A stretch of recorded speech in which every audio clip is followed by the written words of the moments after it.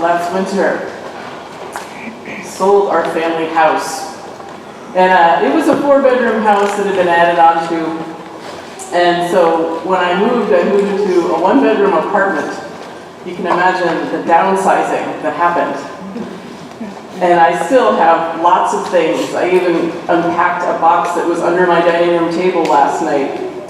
And a good friend of mine said, well, I have a solution for that. All the things, she goes, you just buy sheets, and when you pile them in corners, you throw the sheets over, and so you don't notice it.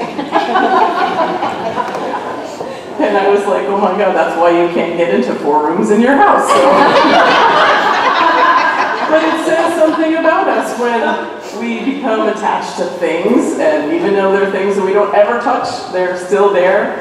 And so as I was pulling out little things and finding mementos, I was like, you know, I haven't touched this in 8 months, and I didn't really miss it, except for a couple of things that I had been looking for and I finally found. But that's a little bit about what Jesus is talking about today, is where we place our loyalties or our heart, our possessions, or things that we do.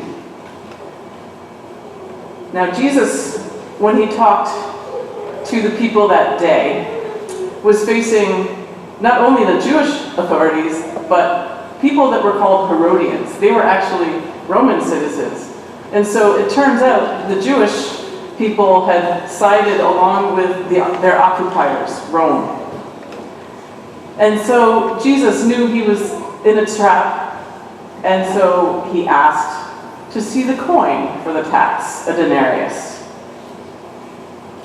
He essentially was asking them, what is in your heart? What do you worship? He was also craftily setting a trap for them.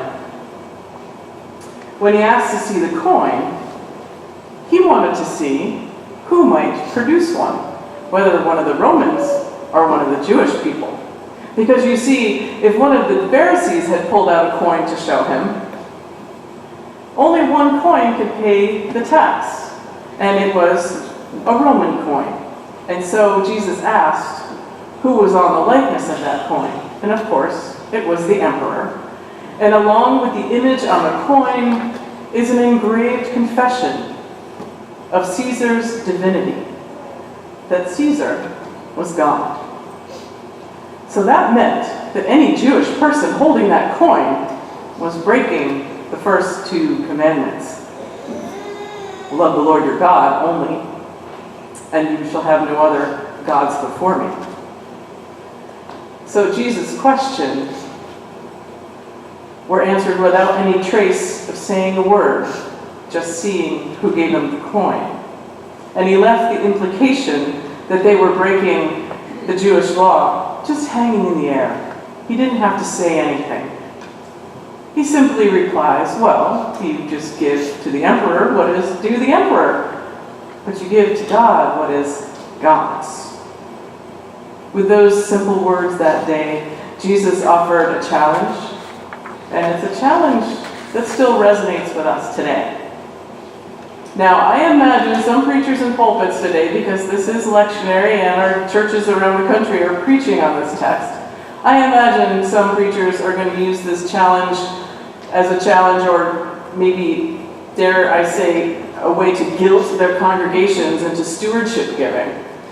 It's not a really good long-term solution to guilt people into anything. And if we are people of faith, it's certainly not good news.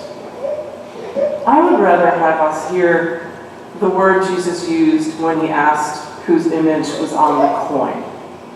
In Aramaic, image, the word is icon. I'm sure we're familiar with icons, they're sacred images. But the other meaning is also likeness. It's another word that resonates with us as it comes to us from the text in the Bible that comes in the beginning, where God's creating and says, let us make humankind in our image according to our likeness. The reminder to us is that we all bear God's likeness. We have in our hearts the heart of God. We are more. We are more than we realize. And that is good news. we have in us the abilities of God. We serve as God's partners. We're God's co-workers. And we're given the ability to extend the gift of abundant life to others. It's a precious thing, life. And that's what Jesus is reminding us. And for some of us, this is not a new message. We live with it every day, with every breath we take. Recognizing that our likeness is in God's. Some of us may find an aha moment. But for all of us, the message is that we all find our primary identity as God's. We have identity as God's likeness, identity as co-creators, and the ability to act as God's agents in the world. Now, each of us has to make the decision about how our personal gifts allow us to act in the world. For some of us, it means going out to political rallies or addressing civil issues. For others, it's to work toward a society that's just and fair. Some may go out and advocate for the environment, recognizing that the planet must thrive for us to survive. But I hope what we all take away with the reminder of whose we are is that how we spend our time, how we spend our money, our energy, is an indicator of what is in our hearts. The issues we all face are complex. We all respond in our own ways. But our faith calls us to hold up the values that we see Jesus live. So I invite you to take Jesus' likeness into your heart, to live and to give as he did.